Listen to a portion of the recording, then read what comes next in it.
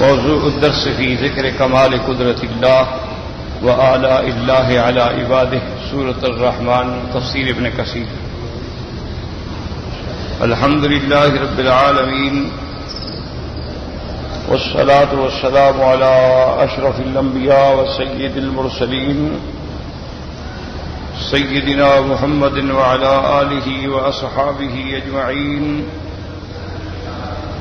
اللهم صل على سيدنا محمد وعلى آل سيدنا محمد كما صليت على إبراهيم وعلى آل إبراهيم في العالمين إنك حميد مجيد۔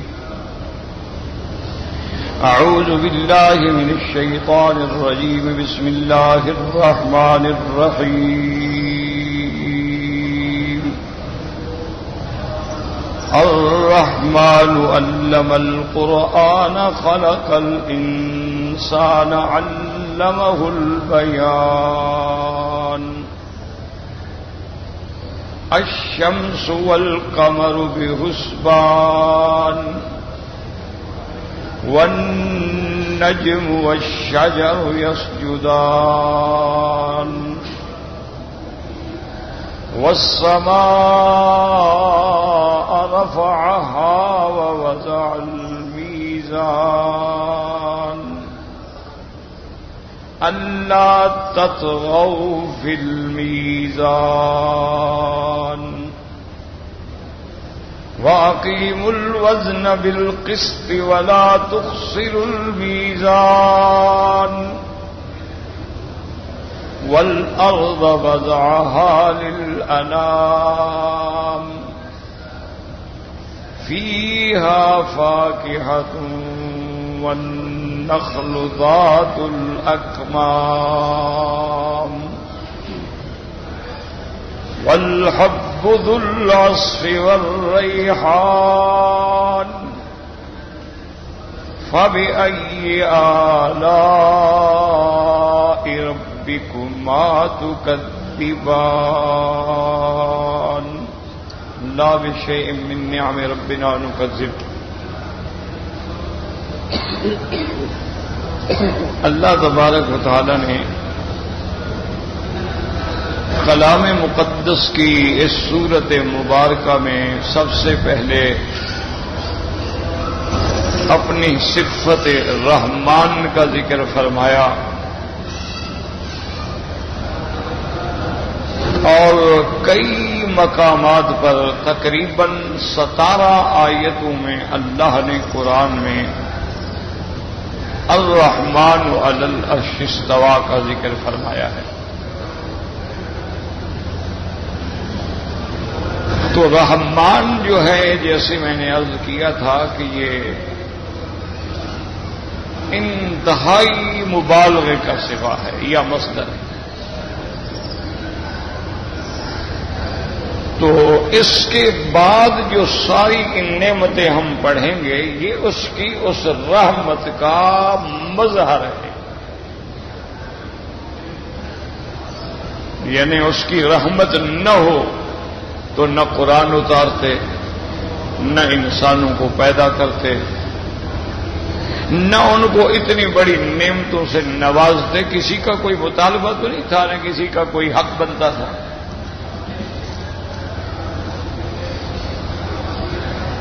تو یہ ساری صورت کا ایک لفظ میں خلاصہ ہے۔ جیسے علماء کرام فرماتے ہیں نا کہ سارے قرآن مقدس کا خلاصہ جو ہے وہ سورۃ الفاتحہ میں، اور سورۃ الفاتحہ کا خلاصہ جو ہے وہ بسم اللہ الرحمن الرحیم میں ہے۔ اور بعض علماء تو یہاں تک بھی فرماتے ہیں کہ اس سب کا خلاصہ پھر اس ایک نقطے میں ہے جو با کے نیچے ہے، کیونکہ اس کی اعانت کے بغیر، اس کی مدد کے بغیر تو کوئی دنیا میں کوئی کام ہو ہی نہیں سکتا۔ تو اسی طرح لفظ رحمان جو ہے، حالانکہ اللہ تبارک و تعالیٰ کا استواء عرش پہ معلوم ہے، کیفیت جو ہے وہ مجہول ہے، تو یہ مقام تو تھا کہ وہاں اللہ اپنے یعنی کبریائی کا اظہار فرماتے، المتکبر الجبار الکبریاء الملک القدوس، لیکن اللہ نے رحمان کا ذکر فرمایا تو اشارہ کیا کہ بندے اس بات پہ غور کرو، یہ سب کچھ میری رحمت ہے۔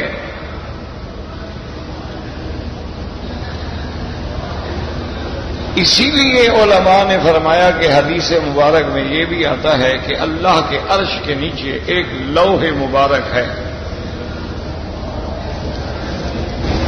اس لوح مبارک پہ بھی اللہ تبارک و تعالی نے اپنے حکم سے لکھ دیا ہے کہ سبقت رحمتی علی غضبی، کہ میری رحمت جو ہے وہ میرے غضب سے بھی بڑھ کر۔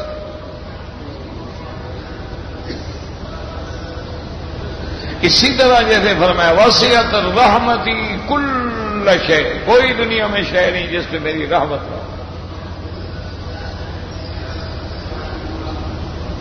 اور اسی طرح حدیث مبارک میں آتا ہے کہ اللہ نے 100 رحمتیں پیدا فرمائی ہیں، اور صرف ایک رحمت ہے جس کا نزول اللہ نے دنیا میں فرمایا ہے، باقی 99 رحمتیں محفوظ ہیں۔ صرف ایک رحمت ہے، یہ جو دنیا میں محبت ہے، مودت ہے، ماں باپ ہیں، بھائی ہیں، رشتے ہیں، پیار ہے، انس ہے، معانست ہے، مجالست ہے، یہ سب اس ایک رحمت کا سبب ہے۔ اللہ نے اس رحمت کو سب میں تقسیم کر دیا ہے، انسانوں میں، جنوں میں، حیوانوں میں، پرندوں میں۔ دیکھتے نہیں ہیں کہ چھوٹی چھوٹی چڑیا ہے کیسے اپنے بچے کے منہ میں دانہ دے رہی ہے؟ دیکھتے نہیں ہیں کہ چھوٹی سی چیونٹیاں ہیں لیکن جناب وہ اپنے لیے 6 مہینے کا ذخیرہ جمع کر رہی ہے؟ اور دیکھتے ہیں کہ اس میں اللہ نے کیسی رحمت پیدا کر دی ہے کہ اس کو بھی اپنی جنس کا، اپنی اولاد کا خیال ہے کہ ان کو خطاب کر رہی ہے کہ یا ایھا النمل ادخلوا مساکنکم، اپنے اپنے بلوں میں گھس جاؤ، لا یحطمنکم سلیمان وجنودہ وہم لا یشعرون، کہیں حضرت سلیمان ان کا لشکر تمہیں روند نہ ڈالے۔ کتنی رحمت ہے تو ان کو بچانے کی کوشش کر رہی ہے۔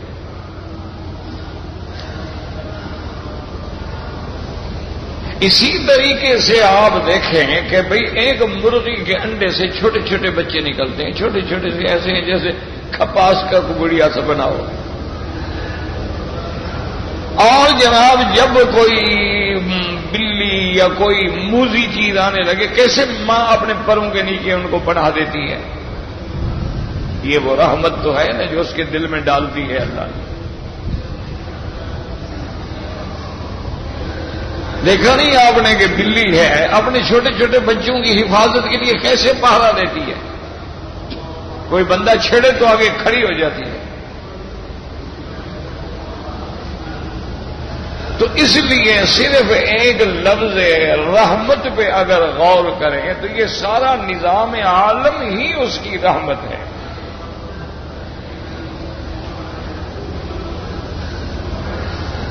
اسی لیے ایمان جو ہے وہ رحمت ارجو رحمت کا و نقشہ عذاب کا۔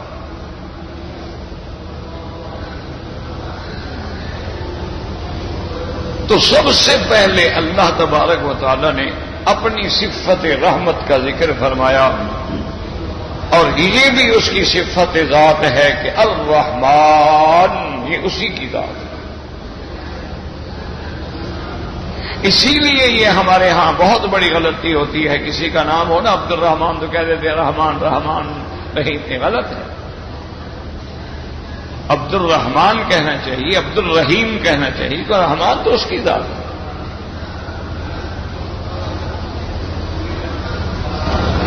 اور اس کے بعد اللہ تبارک و تعالی نے تعلیم قرآن کا ذکر فرمایا کہ اس رحمان کی رحمت کا سب سے بڑا انعام جو ہے وہ قرآن اور اس کی تعلیم ہے۔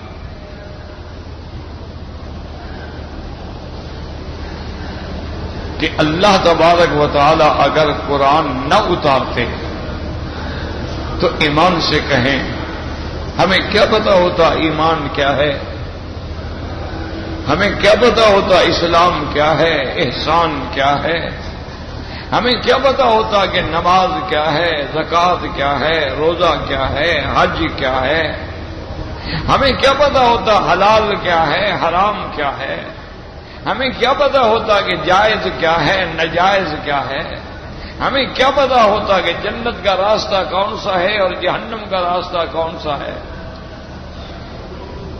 یہ تو قرآن آیا نا، اور پھر اس قرآن مبارک سے ہر انسان نے اپنے اپنے عقل اور فہم کے مطابق فائدہ اٹھایا۔ دیکھ لیں آج دنیا کتنی ترقی کر گئی، ہوائی جہاز بن گئے، آواز سے بھی تیز رفتار ہوائی جہاز بن گئے، یعنی آپ آواز دیں تو آپ کی آواز جہاں پہنچتی ہے یعنی وہ اس سے بھی جلدی پہنچ جائے۔ اب تو ایک نیا جہاز بھی بنا رہے ہیں جو آواز سے بھی 5 گنا زیادہ تھے۔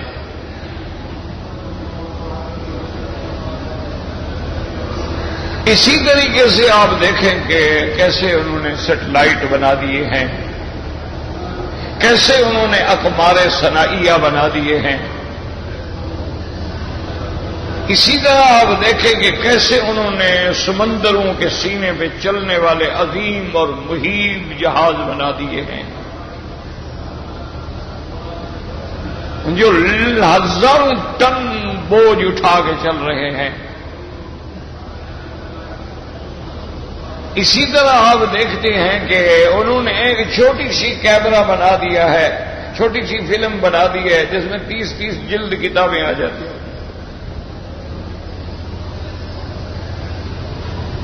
اب انہوں نے ایسی آلات بھی ایجاد کر دیے ہیں کہ آپ ٹائپ کرتے ہیں نا جی، اب نئی چیز آ رہی ہے اس میں آپ کو ہاتھ ہلانے کی بھی ضرورت نہیں پڑے گی، آپ بولتے جائیں وہ ٹائپ کرتا جائے۔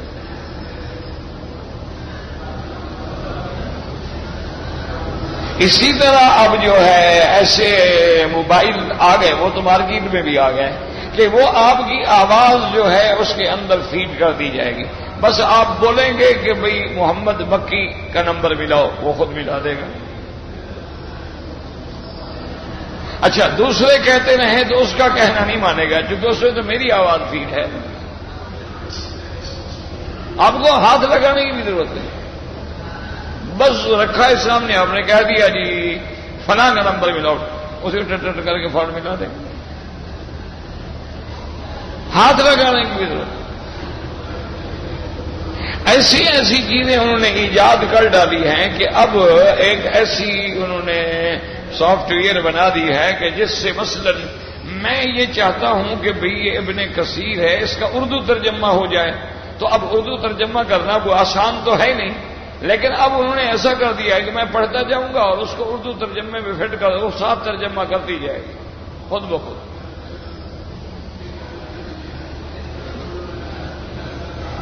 یعنی ترقی کا آپ دیکھیں نا کہ کہاں پہنچ گئے۔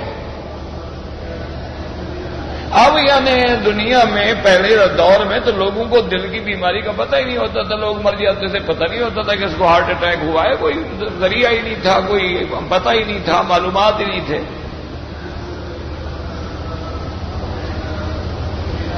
یہ تو اب انہوں نے بنا دی ہے نا جی، اسی جی کرا لیں، اچھا جی اس سے نہیں پتہ لگ رہا، اچھا جی ایکو کرا لیں، اچھا جی اس سے بھی پتہ نہیں لگ رہا ہے۔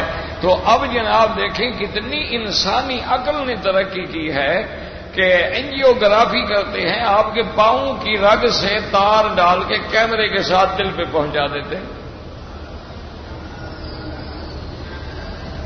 یعنی رگ پاؤں میں ہے، اس رگ سے انہوں نے ایک باریک سی تار ڈالی، اس کے سرے پہ کیمرہ لگا ہوا ہے، وہ جا کے سیدھے دل پہ پہنچا۔ اچھا اور جس کا کر رہے ہیں اینجیوگرافی وہ دیکھ بھی رہا ہے، یہ نہیں کہ اس کو بے ہوش بھی نہیں کیا گیا۔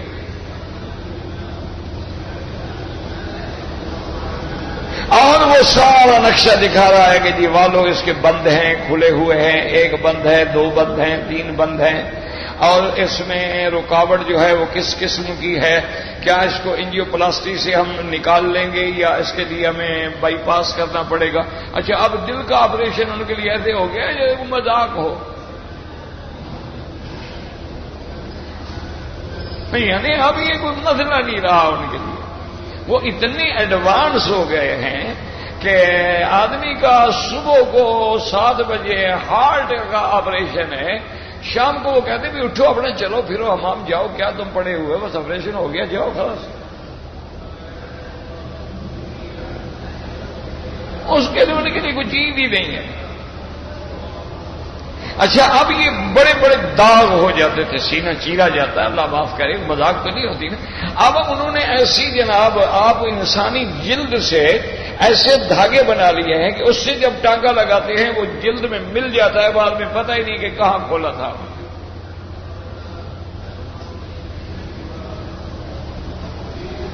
اسی طرح آپ دیکھیں کہ انہوں نے چاند پر اپنے صواريخ بھیج دیے، میزائل بنا دیے، زمین سے زمین تک مار کرنے والے،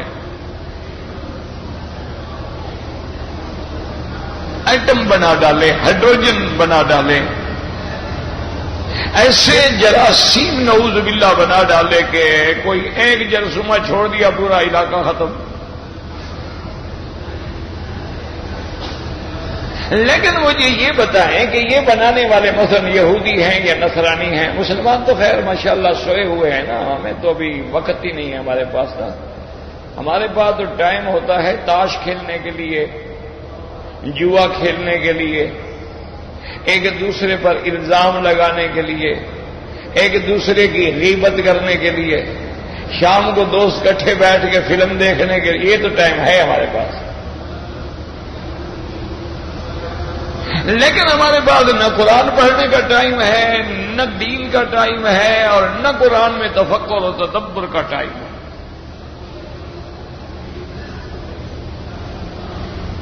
تو اس پہ ذرا غور کریں، آپ کو اللہ نے عقل تو دیا ہے نا، بہرحال روٹی بھی کھاتے ہیں، عقل ہے آپ کو، اللہ نے ہر بندے کو عقل دیا ہے، بھی روٹی منہ سے کھائی جاتی ہے، ناک سے تو کوئی نہیں کھاتا۔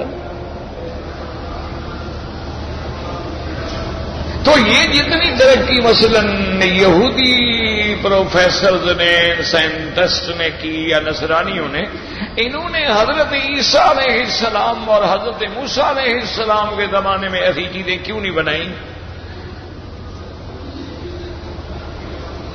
بھئی ان کے دین کا معراج تو وہ تھا نا جب موسیٰ علیہ السلام خود موجود تھے،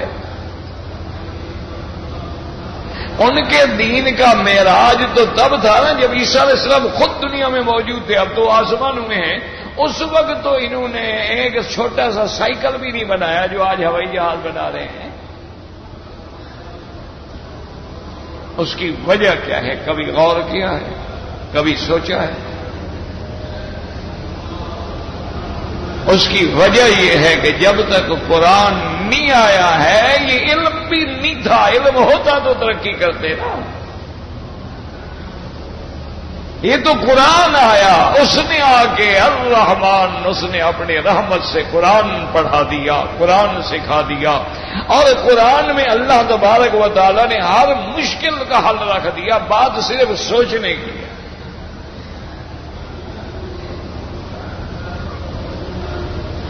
بات صرف یہ ہے کہ اس کی طرف انسان جو ہے اپنی محنت کرے اور دماغ لگائے، اور اس پہ ریسرچ کرے، اس پہ کتابیں پڑھے، اس پہ محنت کرے، اس پہ مواد جمع کرے۔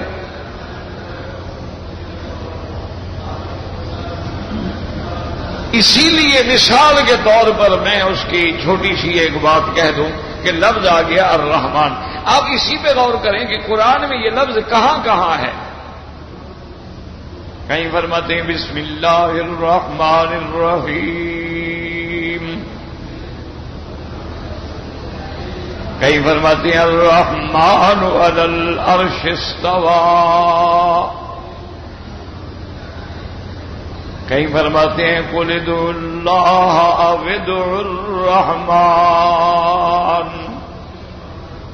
کہیں فرماتے ہیں وما ينبغي للرحمن ان يتخذ ولدا، یہ سارا اگر صرف آپ اسی ایک لفظ پہ غور کریں نا، جنہوں نے محنت کی ہے لفظ اللہ پر علماء نے کتابیں لکھی ہیں. اب متاخرین علماء میں سے ہمارے بھائی بھی تھے اور بڑا محبت بھی تھی، پیار بھی تھا. حضرت محمد موسیٰ روحانی بازی رحمت اللہ علیہ، اللہ ان کی قبر پہ رحمتیں فرمائے، صرف لفظ اللہ پہ 350 صفحے کی اتنی بڑی کتاب لکھی.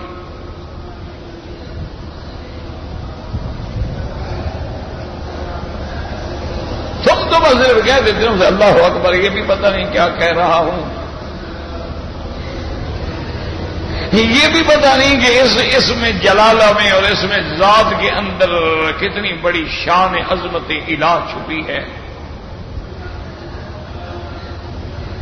اسی لیے تو بڑے بڑے اولیاء نے کہا ہے کہ اس میں عزم بھی یہی ہے. اور بعض علماء نے اس کو جمع کیا کہ یا اللہ ہو، یا رحمان ہو، یا رحیم ہو، یا حی یا قیوم، اس کے اندر اس میں اعظم ہے.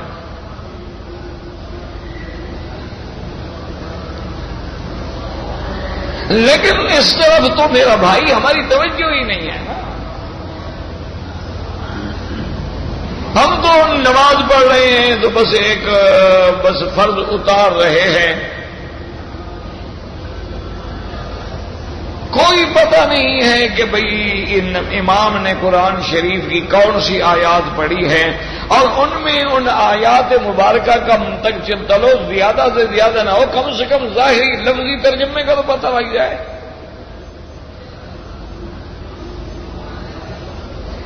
اس طرف کوئی توجہ ہی نہیں.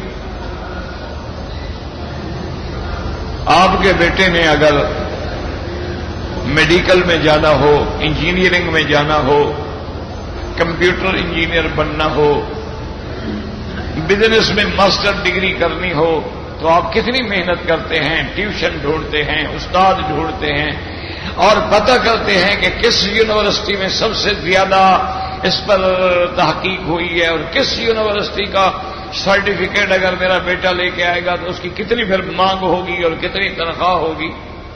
آپ کو تو اس کا فکر ہی نہیں.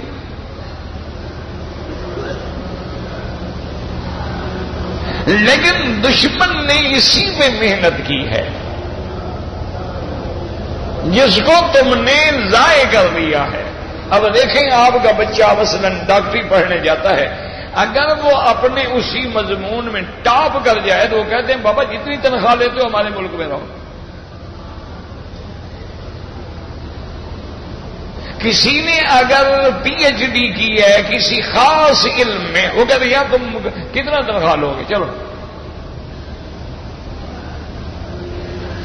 وہ اس کو اتنی پیکج دیتے ہیں کہ وہ اپنے ملک میں آنا ہی نہیں چاہتا، کیونکہ یہاں تو اس کو پتا ہے کہ مجھے کسی نے السلام علیکم بھی نہیں کرنی، میں تو اپنا ڈگریاں لے کے جوتیاں چٹکھاتا پھروں گا، کسی نے نوکری نہیں دینی، سلام بھی نہیں کرتا. وہ اس طرح پوری دنیا کے جو دماغ ہیں، جو ذہین لوگ ہیں، جو جینیس لوگ ہیں، ان کو لیتے ہیں. اور جب وہ جینیس آدمی کو لیتے ہیں، صاف بات ہے وہ اس کا دماغ ہے، روشن دماغ ہے، اتنا بڑا علم ہے، اس کو پھر وہ اسی علم کے مطابق چیز دیتے ہیں کہ اس پہ تحقیق کرو.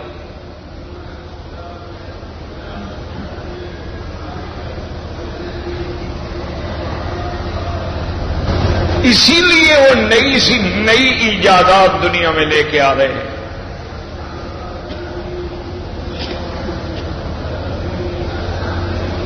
ہم سوئے ہوئے، اس لیے انہوں نے اس دور میں کیوں ترقی کی کہ جو چیز ان کو کہیں نہیں ملتی تھی وہ قرآن میں مل گئی. یہ راز قرآن نے کھولا تھا کہ بھئی ایک چھوٹا سا پرندہ چونچ میں پتھر لے کے آتا ہے اور ہاتھی تباہ ہو جاتے ہیں. یہ تو قرآن نے کھولا ہے، اس سے پہلے کا تو واقعہ ہی نہیں ہے. اور اس کے بعد یہ راز تو قرآن نے کھولا تھا کہ کیا ذرہ جو ہے وہ قابل تقسیم ہے یا قابل تقسیم نہیں. حد سے پہلے تو یہ بات ہی نہیں تھی, تو قرآن نے کھولا بلا اصغر من ذالک ولا اکبر, کہ ذرہ بھی قابل تقسیم ہے.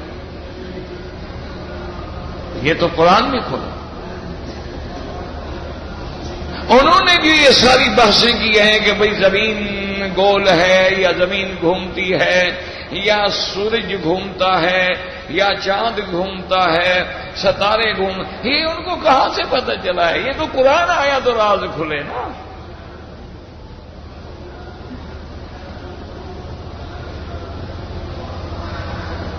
اور اللہ نے اس پیغمبر پہ قرآن اتارا, النبی الامی, جس نے کبھی کسی سے نہیں پڑھا, تاکہ کوئی کل میرے مدنی پر الزام نہ لگا سکے کہ یہ تو فلاں جگہ پڑھ کے آیا ہے. فرمایا نا یہ کہیں نہیں پڑھا ہے, اس کو میں نے خود پڑھایا ہے. سنوکریوں کا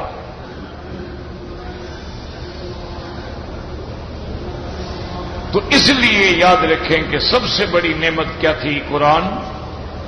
پھر اللہ نے تخلیق انسان کا ذکر کیا. کیوں انسان نہیں ہوگا تو قرآن کون پڑھے گا؟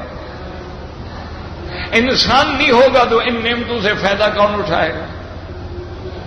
اچھا اگر انسان تو ہے لیکن گنگا ہے, انسان ہے بڑا خوبصورت ہے, جوان ہے, ٹھیک ہے, گنگا ہے بیچارہ, وہ کیا کرے, کیا سمجھے؟ اشارے کرے گا, کتنا سمجھو گے؟ اللہ نے فرمایا نا انسان میں نے پیدا کیا تو اس کو میں نے بولنا بھی سکھایا. علمہ البیان,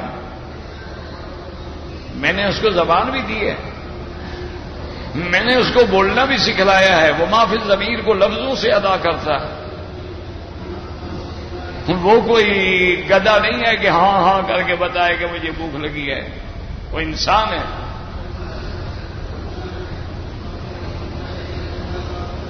اسی لیے علماء میں اور بڑے بڑے فرق میں بحث ہوتی ہے نا کہ بھئی انسان افضل ہے. کیوں افضل ہے؟ انہوں نے کہا بھی انسان بولتا ہے. تو اللہ نے پہلے سب سے عظیم صفت کا ذکر کیا کہ الرحمن,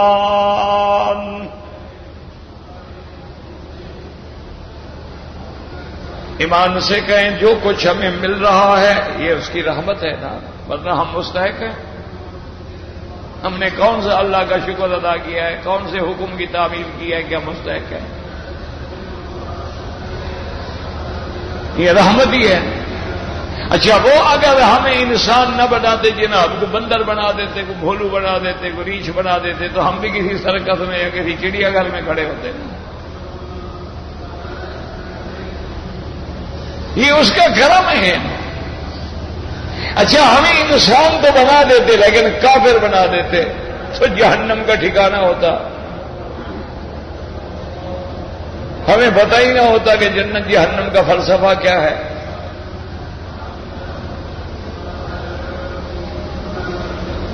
اسی لیے حضور کی, اب دیکھیں دونوں پہ ذرا قرآن پہ نظر رکھے کہ قرآن کے پہلے کیا ہے؟ الرحمن.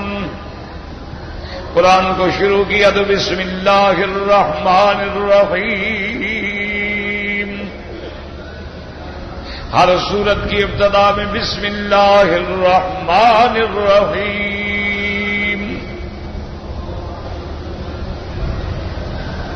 کہ اس کی رحمت پہ نظر ڈالو. اور اس کے بعد پھر سب سے بڑی نعمت عطا کی, علم القرآن. کتاب تورات بھی عظیم کتاب ہے,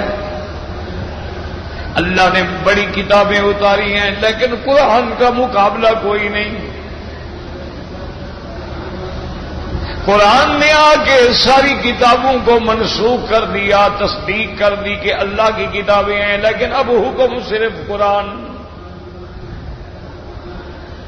اس لیے قرآن نے بتلایا وَمَن لَّمْ يَحْكُم بِمَا أَنزَلَ اللَّهُ, جب تک تم میری اتاری ہوئی کتاب قرآن کے مطابق فیصلے نہیں کرو گے تو کافر بن جاؤ گے, ظالم بن جاؤ گے, فاسق بن جاؤ گے. سارے لفظ اللہ نے جمع کیے ہیں. ایک آیت میں فرمایا فَأُولَٰئِكَ هُمُ الظَّالِمُونَ, ایک آیت میں فرمایا فَأُولَٰئِكَ هُمُ الْكَافِرُونَ، اور ایک آیت میں فرمایا فَأُولَٰئِكَ هُمُ الْفَاسِقُونَ۔ اصل حکم کیا ہے؟ اللہ کا حکم، وَأَنِحْكُمْ، فیصلہ کرو، بِمَا أَنزَلَ اللَّهُ، جو اللہ نے اتارا۔ کیوں؟ حکم بھی اسی کا، کلام قرآن بھی اسی کا، اور اسی کے مطابق آپ کو فیصلے کرنے کا اللہ نے پابند کیا ہے۔ اور پھر قرآن ہر جگہ تمہیں دعوت دیتا ہے، کہیں کہتے ہیں لعلہم یتفکرون، کہیں فرماتا ہے یتذکرون، کہیں فرماتا ہے اللہ تعالیٰ افلا یتدبرون القرآن۔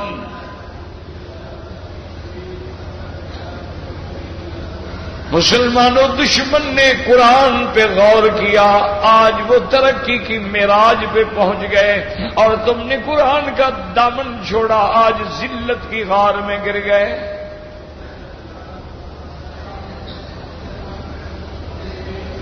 صحابہ نے قرآن کو سمجھا، قرآن کو مانا، قرآن کو پڑھا، قرآن پہ عمل کیا، اللہ تبارک و تعالی نے دین و دنیا میں ان کو سرفراز فرما دیا۔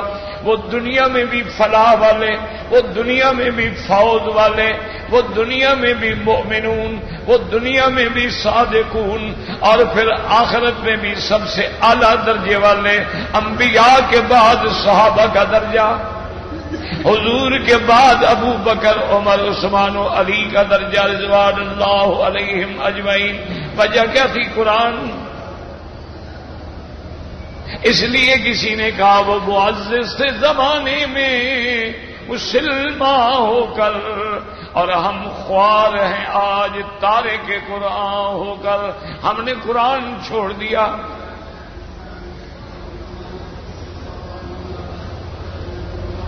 یعنی آپ بغیر کسی اعتراض کے ٹھنڈے دل سے مہربانی کر کے غور کریں، آج ہماری ملکوں میں یعنی جو ایلیٹ کلاس ہے، جو بڑے لوگ ہیں، بڑے آدمی ہیں، ان کے گھروں میں کتنے لڑکے لڑکیاں ہیں جن کو قرآن شریف آتا ہے؟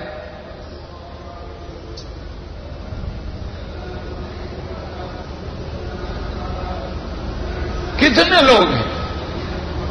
ہمارے بڑے بڑے پڑھے لکھے لوگ نماز میں پڑھنے کے لیے بھی صورتیں نہیں آتی۔ اچھا، جب قرآن پڑھ نہیں سکتے تو مانا کیا سمجھیں گے؟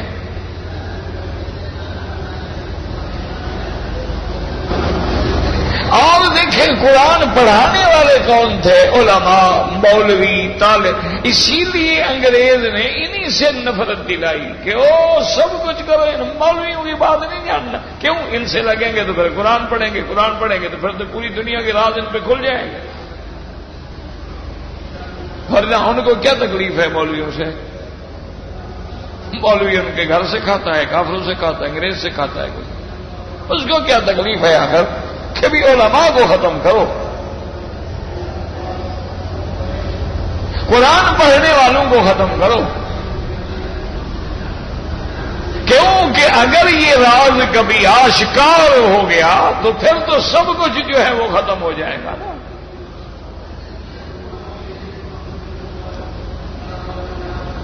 اب اگر کسی اہل علم نے محنت کر کے بینکنگ کے نظام کو قرآن اور حدیث کے مطابق، سنت کے مطابق چلانے کے لیے کوشش کی ہے، اپنے پرائے سب اس کے پیچھے پڑ گئے۔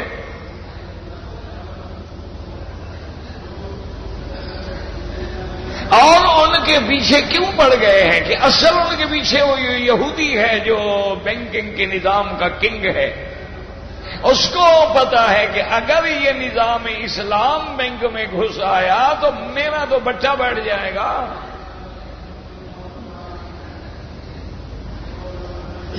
وہ زور لگاتا ہے، اور زور کیسے لگاتے ہیں؟ تمہارے غریبوں کو خرید کر، کسی کو پیسے دے دیے، اس مولوی کو مار ڈالو، پیسے دے دیے مسجد میں فساد کرو، پیسے دے دیے مذہب کے نام پہ جھگڑا کرو۔ یہ پیچھے سے ڈوری ہلانے والا وہی دشمن ہوتا ہے، لیکن وہ اتنا ذہین ہے کہ سامنے آتا ہی نہیں۔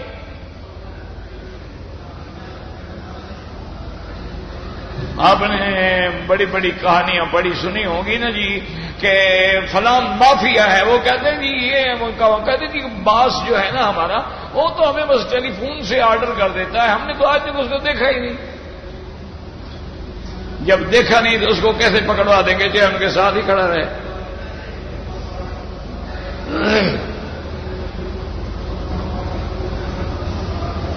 اسی لیے شیطان چیختا ہے، اسی لیے اللہ کے نبی نے فرمایا ہے کہ ایک عالم جو ہے اشد علی الشیطان من 1000 عابد، 1000 پیر فقیر بزرگ سے ایک عالم جو ہے وہ شیطان کے لیے زیادہ سخت ہے۔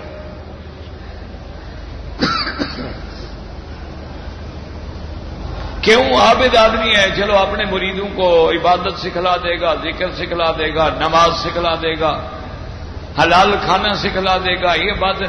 لیکن عالم دین نے تو قرآن پاک کے جب نکات بیان کر رہے ہیں اور قرآن سینوں میں جب اترے گا تو لوگ تو پھر قرآن کے لیے تڑپیں گے، اور تڑپیں گے تو پھر قرآن کے لیے تیار ہوں گے۔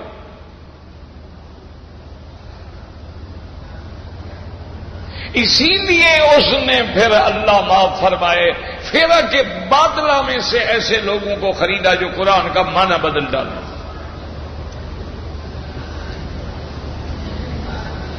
انہوں نے قرآن کے معانی کو بدل ڈالا۔ دیکھیں نا اب قرآن مسئلہ ہے، یا ایھا النبی لم تحرم ما احل اللہ لک تبتغی مرضات ازواجک۔ یہاں اس نے کیا ترجمہ کروایا؟ یا ایھا النبی، مانا نبی چونکہ خبر دینے والا بھی ہوتا ہے اور نبی اونچی شان والا بھی ہوتا ہے، انہوں نے ایک لفظ جو ہے اندر ڈال دیا، اے غیب کے خبر دینے والے۔ قرآن کا معنی ہی بدل گیا۔ یہ غیب کہاں سے آ گیا؟ انہوں نے کہا کہ نبی کا تو معنی ہی یہی ہوتا ہے نا، غیب کی خبر دینے والا۔ نبی غیب دان ہوتا ہے، نبی عالم الغیب ہوتا ہے، نبی جو ہے وہ علم کلی اور جزوی ما کان و ما یکون کا عالم ہوتا ہے۔ یہ فلسفہ پہلے کہاں سے آیا؟ شیعہ سے، کہ ہر امام ان کا عالم الغیب، ہر امام جو ہے ان کا عقیدہ ہے وہ عالم الغیب ہوتا ہے۔ اور اتنے بڑے جاہل ہیں پھر یہ بھی کہتے ہیں کہ حضرت حسین شہید ہو گئے، ساری رات سفر کرتے رہے تو صبح کو دیکھا جہاں سے چلے تھے وہیں آ گئے، تو علم غیب والے کو راستے کا پتہ بھی نہیں چلا۔ علم غیب والے امام کو یہ بھی پتہ نہیں چلا کہ مسلم ابن عقیل شہید ہو گئے، ان کے بچے شہید ہو گئے، اب میں تو نہ جاؤں مدینہ چھوڑ کر۔ عجیب باتیں ہیں، بس لوگوں کے دماغ میں بٹھانا ہے۔ انہوں نے جب اماموں کے لیے یہ دعویٰ کیا تو ہمارے اہل بدعت پارٹی نے کہا نہیں، نبی عالم الغیب ہوتا ہے۔ اب جب بیچارے کچھ تھوڑے بہت پڑھے لکھے لوگوں نے کہا نہیں بابا کیا کرے، عالم الغیب تو خدا ہوتا ہے۔ کہا بے وقوف، خدا کیسے عالم الغیب ہوتا ہے؟ اللہ کے آگے تو کوئی چیز غیب ہے ہی نہیں، تو عالم الغیب کیسے ہوا؟ عالم الغیب تو ہوتا ہی نبی ہے۔ انہوں نے کہا سبحان اللہ، دیکھو مولوی صاحب نے کیسے مسئلہ سمجھا یار، کمال کر دیا، واقعی اللہ کے آگے تو کوئی چیز غیب نہیں۔ تو جب اس کے آگے ہر چیز موجود ہے، حاضر ہے، تو اس کے آگے تو غیب ہوا نا، پھر وہ عالم الغیب کیسے ہو گیا؟ عالم الغیب تو وہ ہوتا ہے نا جس کے آگے غیب ہو اور پھر اس کو اس کا علم ہو جائے، تو وہ کہتے ہیں عالم الغیب تو نبی ہوتا ہے یا پیر ہوتا ہے، ولی ہوتا ہے۔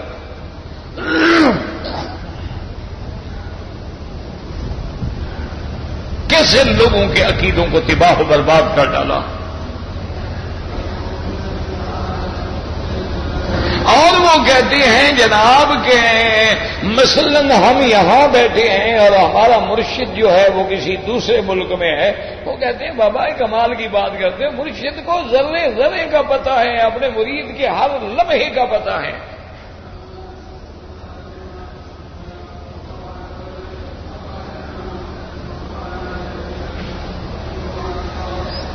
اللہ معاف فرمائے، وہ کہتے ہیں وہ تو عالم الغیب تو ہوتا ہی ولی ہے، ہوتا ہی نبی ہے، خدا تو عالم الغیب ہو ہی نہیں سکتا۔ اب اس سے بڑا کوئی کفر ہے کہ قرآن کہتا ہے عالم الغیب والشہادہ، قرآن کہتا ہے عالم الغیب اور شہادہ، علم غیب اور حاضر غیب چھپے کے جاننے والا اللہ ہے۔ قرآن کہتے ہیں عالم الغیب اللہ ہے، کہتے ہیں نہیں اللہ نہیں ہو سکتا، تو قرآن کا انکار ہو گیا، کافر تو ہو گیا بندہ سیدھا۔ یاد رکھو عالم الغیب والشہادہ کا معنی یہ ہے، اللہ فرماتے ہیں میرے بندے جو تجھ سے غیب ہے میں اس کے بھی جاننے والا ہوں، تو نہیں جانتا۔ غیب مانا جو تجھ سے چھپا ہوا ہے۔ ایک آدمی دل میں ایک بات رکھ کے بیٹھا ہے، کوئی نہیں جانتا لیکن اللہ جانتے ہیں۔ ایک آدمی کوئی چیز چھپا کے بیٹھا ہوا ہے، کوئی نہیں جانتا، تمہاری نظر سے غائب ہے، تمہیں پتہ نہیں ہے کہ اس نے پرس ڈالا ہوا ہے یا تمہیں مارنے کے لیے کوئی پسٹل ڈالا ہوا ہے، لیکن جو تم سے غائب ہے اللہ نے فرمایا اس کو بھی میں جانتا ہوں میرے بندے۔ یہ معنی ہے غیب کا۔ اور دیکھو یا ایھا النبی لم تحرم، یہ سورت تحریم ہے، اسی کو ذرا آگے پڑھ لیتے تو آنکھیں کھل جاتی، عقیدہ بھی ٹھیک ہو جاتا کہ جب حضور پاک نے اپنی بیوی کو آگے بتلایا کہ میں نے منع کیا تھا لیکن تم نے یہ خبر کیوں دے دی ہے دوسری بیوی کو، اور فلما نبأہا بہ، جب آپ نے خبر دی، قالت من انبأک ھذا، بیوی فوراً بول پڑی کہ حضور میں نے خبر تو دی ہے لیکن اس کے اور میرے سوا اور تو کوئی نہیں تھا، آپ کو کیسے پتا چلا؟ یہ تو ہم دو کے درمیان میں بات تھی لیکن آپ کو کیسے خبر؟ تو اب حضور نے کیا فرمایا کہ اے اللہ کی بندی میں تو عالم الغیب ہوں، میں تو نبی ہوں، میں تو غیب جاننے والا ہوں۔ قالت من انبأک ھذا انبأک ھذا قال نبأنی العلیم الخبیر، حضور نے فرمایا مجھے اس نے خبر دی ہے جو جاننے والا ہے، جو سب کچھ علم رکھنے والا ہے۔ لیکن قرآن کے معنی بدل ڈالے، قرآن کی تحریف معنوی کر ڈالی، اور بعض ظالموں نے تعریف لفظی بھی قرآن میں کر ڈالی، اور بعض ظالموں نے قرآن کی صورتوں کا بھی انکار کر دیا۔ وجہ کیا ہے آخر؟ کیوں قرآن سے اتنی چڑ ہے؟ کیوں قرآن کو جلانے کے لیے بھاگ رہے ہیں؟ پاگل ہو گئے ہیں؟ دماغ خراب ہو گیا ہے؟ کیا ہے؟ ان کو پتا ہے کہ یہی کتاب ہے، اور جس دن مسلمان نے قرآن کو سمجھ لیا اسی دن پوری دنیا پہ اسلام ہوگا۔ جس دن مسلمانوں نے قرآن کو سینے سے لگا لیا، قرآن کو پڑھ لیا، قرآن کو سمجھ لیا، اور اس کے اندر جو اللہ نے حقائق رکھے ہیں اس تک پہنچ گئے اور ان کی آنکھیں کھل گئیں، تو پھر تو یہ ساری دنیا پہ، تو ساری دنیا پھر ان کے پاؤں میں ہوگی۔ دیکھا نہیں ہے کہ جب وہ قرآن پہ عمل کرتے تھے تو دریاؤں کو خط نہیں لکھتے تھے؟ جب وہ قرآن پڑھتے تھے تو حضور پاک کو صحابہ نے کہا حضور تلواریں نہیں ہیں، فرمایا کھجوروں کے گوشے لے آؤ، کھجور کا گوشہ اپنا ہاتھ لگا، کہا یہ لو تمہارے بس یہی تلوار۔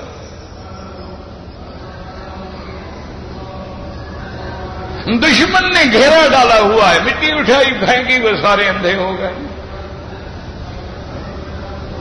تو قرآن میں تو ہر چیز ہے نا، اس لیے اللہ نے فرمایا میرا مدنی کافر تدبیریں کر رہے تھے آپ کے قتل کرنے کی۔ وَيَمْكُرُونَ وَيَمْكُرُ اللَّهُ وَاللَّهُ خَيْرُ الماکرین، وہ تیری ہلاکت کی تدبیر کر رہے ہیں میرا مدنی، ہم آپ کے بچانے کی تدبیر کر رہے ہیں، اللہ سب سے بہتر تدبیر کرنے والا۔ تو اس لیے یاد رکھیں کہ سب سے پہلے اللہ نے الرحمن، اس کے بعد بڑی نعمت کیا تھی؟ علم القرآن، اس کے بعد وجود انسان، اس کے بعد علمہ البیان، اور اس کے بعد اب اللہ فرماتے ہیں الشمس والقمر بحسبان۔ اللہ آپ کو بھی اور مجھے بھی پڑھنے کی بھی، پڑھانے کی بھی، سمجھنے کی بھی توفیق عطا فرمائے۔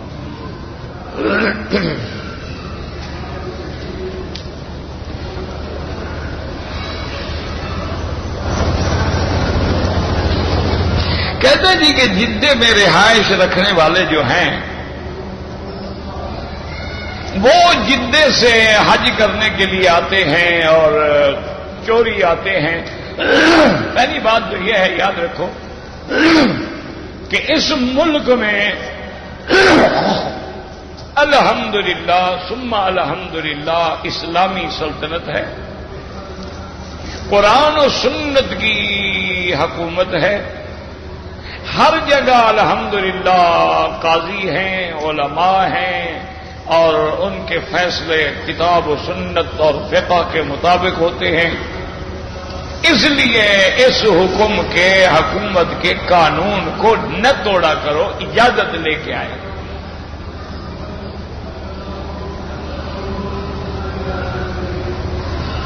تو بغیر اجازت میں بڑی مشکلات ہیں، پہنچ گئے نہ پہنچے، پکڑے گئے، احرام باندھا ہوا ہے، کیا ضرورت ہے؟ تو اس لیے سب سے پہلی چیز تو یہ ہے کہ قانون کو نہ توڑیں۔ لیکن اگر کسی جدے والے نے جدے سے احرام مثلا نہیں باندھا، حد حرم کے باہر آگے احرام باندھ لیا تو وہ بھی ٹھیک ہے، وہ بھی کوئی مسئلہ نہیں، تب بھی اس کا حج جو ہے وہ ہو جائے گا۔ لیکن کوشش یہی کیا کریں، کیوں نظام کو ہم قائم رکھیں گے نا میرا بھائی، اسی میں بھلائی ہے۔ کیوں ایک ان کا ایک خطہ ہوتا ہے کہ بھئی اس سال مثلا 30 لاکھ آدمی حج کرے گا، اگر 4 لاکھ چوری والا بھی آ جائے تو پھر وہ نظام تو سارا درہم برہم ہو گیا نا۔ ان 4 لاکھ کے لیے گاڑیاں، ان کے لیے خیمہ، ان کے لیے بیٹھنے کی جگہ، ان کے لیے سڑکیں، پھر یہی ہوگا کہ جام ہوگے، سب کے لیے تم تکلیف کا باعث بنو گے۔ اللہ نے حج نصیب کیا الحمدللہ، ورنہ نظام کے مطابق کریں۔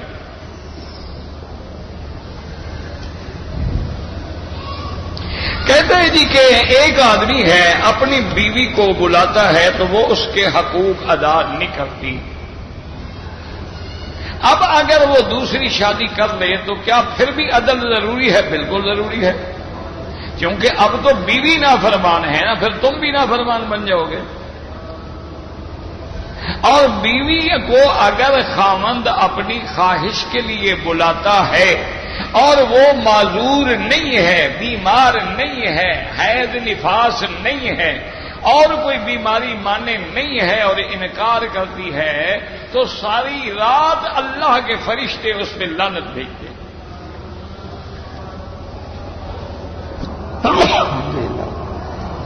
کیونکہ بیوی کا تو مقصد یہی ہے نا کہ اپنے خاوند کی خواہشات نفس کو پورا کرے تاکہ خاوند گناہوں سے بچے، جہنم سے بچے۔ اور اگر وہ اس کی خواہشات کو پورا نہیں کرتی ہے تو اس کے گناہ کرنے کا سبب بن رہی ہے۔ لیکن اگر تم دوسری شادی کرو گے، عدل پھر بھی ضروری ہے، لیکن اس کے باوجود بھی اس کی کوئی اصلاح نہیں ہو سکتی ہے، تو ایک اس کے خاندان سے، ایک اپنے خاندان سے آدمی بٹھا کے سمجھاؤ، نہ سمجھے پھر فیصلہ کر لو، پھر اس کے بعد۔ اسی لیے اللہ نے طلاق کی اجازت دی ہے۔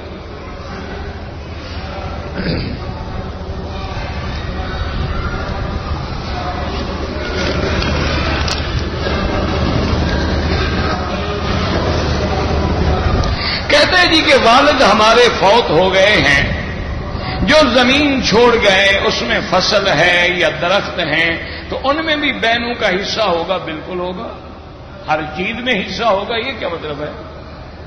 لڑکے کے 2 حصے ہوں گے، لڑکی کا 1 حصہ ہوگا، ہر چیز میں ہوگا جو والد نے چھوڑی ہے۔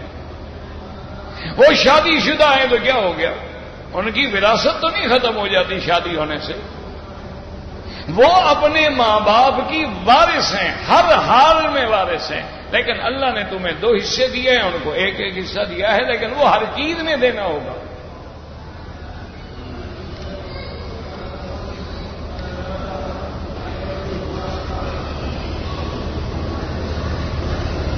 فی الدنیا والآخرہ، کیا فی الدنیا والآخرہ؟ فی الدنیا پوری آیت لکھو، جب تک آیت سامنے نہ ہو تو آدمی کیا سمجھائے؟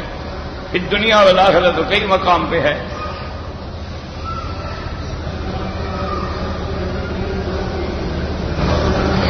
جب تکبیر ہو رہی ہوتی ہے تو امام احمد ابن حنبل رحمت اللہ علیہ فرماتے ہیں کہ جب مکبر کہے حی علی الصلاۃ تو کھڑے ہو جائیں.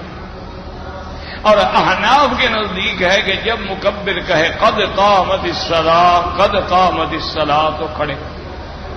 بہرحال یہ مستحبات ہیں، یاد رکھو، ورنہ حالات ہیں. آپ ایسے مقام پہ بیٹھے ہیں کہ سب بننے میں جھگڑا ہو جائے گا تو آپ جلدی بھی کھڑے ہو سکتے ہیں، کوئی ایسی بات نہیں.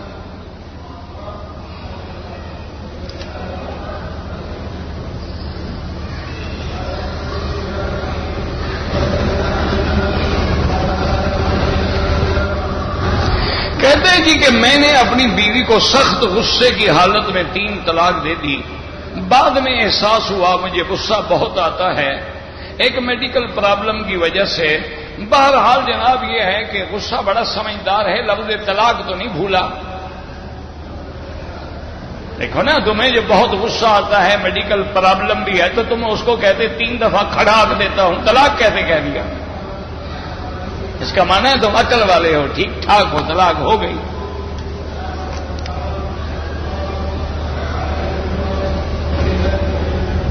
باقی بہتر یہ ہے کہ طلاق کے مسائل جو ہیں وہ دارالافتاء سے رجوع کریں. یہاں الحمدللہ مکے میں بھی ہے، ہر شہر میں دارالافتاء ہے. میں مکہ مکرمہ میں مقیم ہوں، میں نے عمرہ کیا ہے، تو اب آپ حج کریں گے تو ایک بکری دیں گے.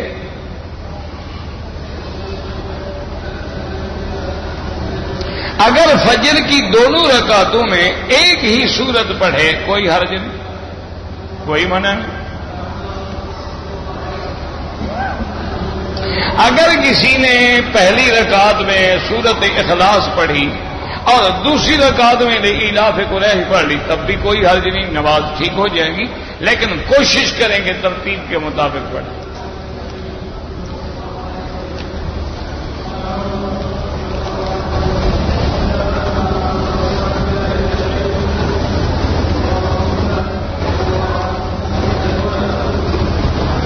میرا بھائی، جب کوئی آدمی دوسرے ملک سے کام کے لیے سعودیہ میں آتا ہے اس پہ کوئی عمرہ نہیں ہے. اگر وہ سیدھا مکے آ رہا ہے تو عمرہ ہے. اگر مثلا کام کے لیے دمام آ رہا ہے، ریاض آ رہا ہے، الخبر آ رہا ہے، مدینہ منورہ آ رہا ہے، جدہ آ رہا ہے، اس کے لیے کوئی عمرہ نہیں، کوئی احرام باندھنا ضروری نہیں.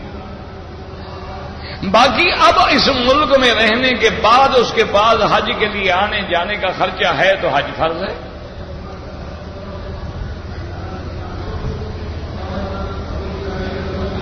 بہرحال آپ نے شوال کے بعد مدینہ منورہ سے عمرہ کیا ہے تو انشاءاللہ ایک بکری آپ دیں گے. بعض علماء فرماتے ہیں یہ تمتع کی بکری ہوگی اور بعض کہتے ہیں دم جبر ہوگی، لیکن بہرحال یہ تمتع ہی ہوگا انشاءاللہ.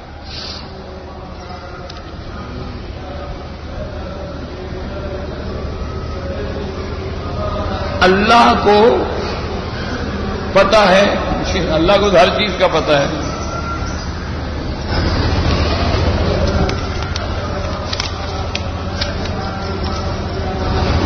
میں نے اپنی بیوی کو سخت غصے کی حالت میں طلاق دی. بہرحال طلاق جناب غصے میں دی جاتی ہے، محبت پیار میں بھی کبھی کسی نے طلاق دی ہے.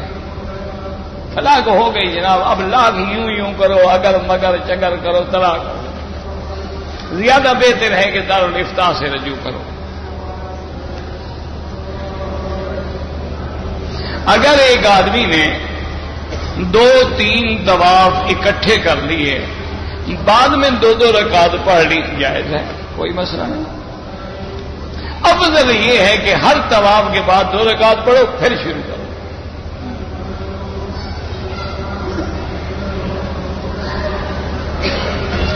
ایک آدمی 3 بھائی ہیں 3 بہنیں ہیں، لیکن بڑا بھائی جو ہے والد کی زمین میں کچھ دینا نہیں چاہتا ہے. آپ کورٹ میں جائیں، استغاثہ کریں، دعویٰ کریں، آپ کو حق ملے گا. یہ کیا بات ہے؟ نہیں دینا چاہتا. کیوں نہیں دینا چاہتا؟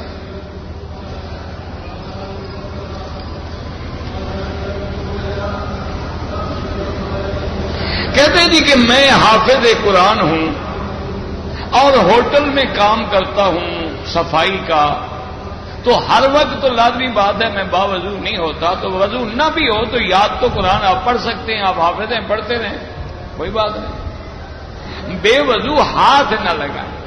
یہ تو نہیں کہ یاد بھی ہو تو نہ پڑھیں.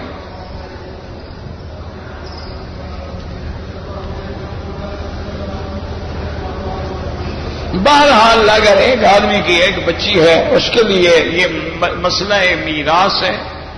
جس ملک میں آپ رہتے ہیں وہاں کے کسی مدرسے میں جا کر مفتی سے باقاعدہ جو علم میں میراث کے ماہر ہوں ان سے فتویٰ حاصل کریں. ربنا تقبل منا انك انت السميع العليم وتب علينا انك انت التواب الرحيم.